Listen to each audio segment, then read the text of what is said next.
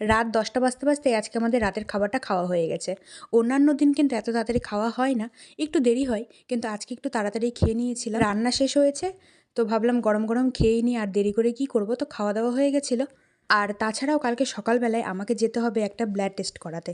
এর আগের দিন যখন ডাক্তারের কাছে গেছিলাম তখন আমাকে দুটো ব্লাড টেস্ট দিয়েছিল, যেগুলো আমার করা হয়নি। আর খুব তাড়াতাড়ি আবারও চলে আসলো আমার ডাক্তার দেখানোর ডেটটা। তো ভাবছি যে ব্লাড টেস্টটা করিয়েই নিই, কারণ যখন আমি গেছিলাম ডক্টরের কাছে তখনই আমাকে ডক্টর বলে দিয়েছিল যে এর পরের বার যখন আসবে তখন এই দুটো ব্লাড টেস্ট করিয়ে নিয়ে আসবে।